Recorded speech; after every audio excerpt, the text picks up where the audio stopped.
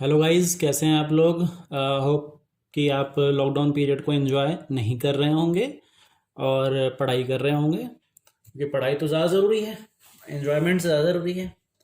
तो चलिए, आज हम लोग सिक्योरिटी पॉलिसी के बारे में बात कर रहे हैं, इन आर साइबर सिक्योरिटी।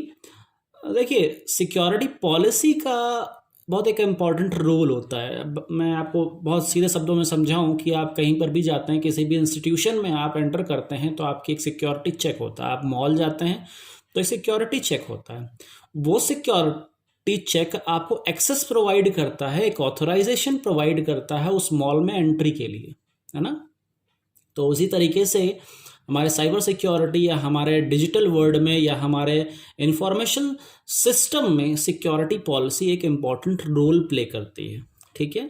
लेकिन जब हम सिक्योरिटी पॉलिसी के बारे में बात कर रहे हैं तो हमें ये जानने की ज़रूरत होती है कि सिक्योरिटी गोल क्या है और मैनेजमेंट या फिर इसको इस तरह से कहें कि किसी भी ऑर्गेनाइजेशन का ऑब्जेक्टिव क्या है।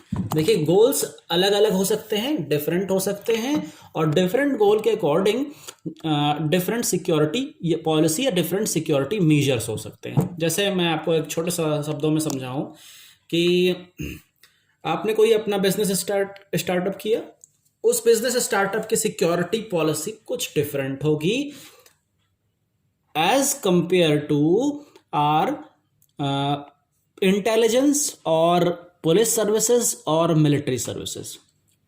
ये जो सर्विसेज का नाम मैं बता रहा हूं, इसकी सिक्योरिटी पॉलिसी डिफरेंट होगी, हार्ड होगी। जबकि आपने जो बिजनेस स्टार्ट किया है, आपका जो स्टार्टअप है, उसकी सिक्योरिटी पॉलिसी डिफरेंट होगी और कुछ लीनियंट होगी, ठीक है। तो हम आज अभी बात करते हैं डेवलपमेंट ऑफ सिक्योरिटी पॉलिसी के बारे में।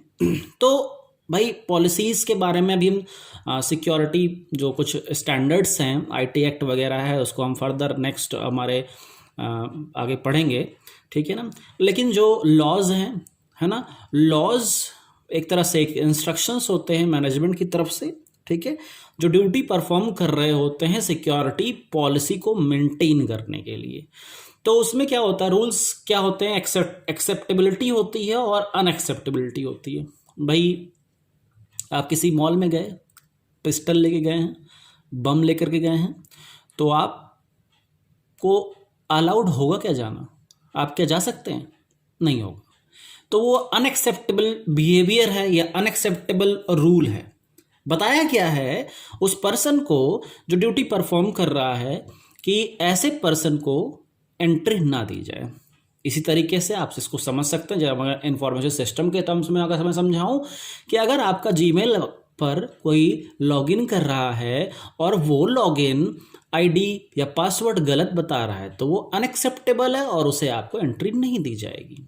उसी तरीके से एक्सेप्टेबिलिटी की बात जो है वो ये कहती है कि भाई, जो सही तरह से आ रहा है उसे इंक्लूड किया जाए, उसे आप एक्सेप्टेंस के अकॉर्डिंग उसे एक्सेस प्रोवाइड करें, ठीक है ना। अब उसी के अकॉर्डिंग पेनाल्टीज आती है वायलेशन में। पेनाल्टीज ऑफ फॉर वायलेशन का मतलब ये हुआ कि जब आप कोई गलत काम करते हैं तो उसके लिए आपको दंड मिलता है, जेल होती है ना, कुछ पैसे आपको पे करने पड़ते हैं। तो इसी तरीके से हमारा आईटी एक्ट जो बनाया गया है वो ये बनाया गया कि अगर आप अनऑथराइज्ड वे में किसी के अकाउंट को या किसी की इंफॉर्मेशन को एक्सेस करने की कोशिश करते हैं तो उसके लिए भी आपको जेल या पेनाल्टी हो सकती है। अब आती है बात स्टैंडर्ड्स की, या हम बात कर रहे हैं सिक्योरिटी पॉलिसी की। सिक्योरिटी पॉलिसी में कुछ बेसिक्स चीज़ें हैं जिसमें डेवलपमेंट ऑफ सिक्योरिटी पॉलिसी है, दूसरा है स्टैंडर्ड, एंड तीसरा है गाइडलाइन, और चौथा भी उसके बाद हम पढ़ेंगे। तो स्टैंडर्ड क्या बताता है कि भाई, स्टैंडर्ड ये बताता है कि मैंने सबसे पहले ही बात करी कि जो जैसा ऑर्गेनाइजेशन है उसकी सिक्योरिटी पॉलिसी वही होगी, और ये डिसाइड करता है स्टैंडर्ड। फिर उसके बाद आता है guideline. According to standard guidelines होती हैं। भाई, कम सिक्योरिटी चाहिए तो उसके अकॉर्डिंग उसकी गाइडलाइन होगी। तो नेसेसरी एक्शंस गाइडलाइन के अकॉर्डिंग लिए जाते हैं, अकॉर्डिंग टू द स्टैंडर्ड। फिर हमारा आता है चौथा, प्रोसीजर।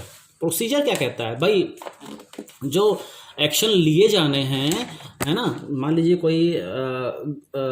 कोई क्राइम हो ही गया, तो गाइडलाइन के थ्रू जो एक्शन लिए जाने हैं उस इंस्ट्रक्शंस को फॉलो करना, उन एक्शन को फॉलो करना हमारा प्रोसीजर कहलाता है। ठीक है, तो यहाँ पर आप एक छोटा सा डायग्राम बना हुआ है, आप इसको भी समझ सकते हैं। Policies are sanctioned by senior management, जैसे हम पॉलिसी कहते हैं। Standard are built on sound policy and carry the weight for policy.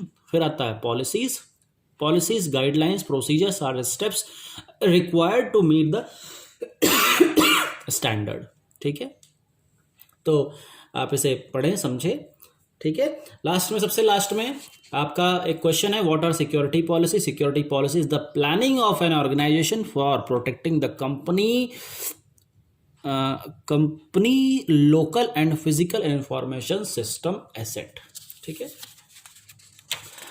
आगे भी है, लेकिन अब हम आते हैं वर्ल्ड वाइड वेब पर, क्योंकि अब मुझे लगता है कि आपको सिक्योरिटी पॉलिसी थोड़ा सा क्लियर हो गई होगी। अब हम वर्ल्ड वाइड वेब पर आते हैं। वर्ल्ड वाइड वेब क्या कहता है, क्योंकि हम इंफॉर्मेशन सिस्टम की बात कर रहे हैं ना, आपने सिक्योरिटी की बात कर रहे हैं, साइबर सिक्योरिटी की बात कर रहे हैं, तो हम जरा WWW पॉलिसी के बारे में भी जानना हमारा ज़रूरी है। ठीक है, तो कुछ उसकी गाइडलाइंस हैं। किसी वेबसाइट को, किसी ऑर्गेनाइजेशन की वेबसाइट के लिए कुछ गाइडलाइंस है। क्या है, all content must comply with all applicable state and local laws including copyright law. ठीक है, चलिए हम वर्ल्ड वाइड वेब के बारे में नेक्स्ट स्लाइड में बात करेंगे।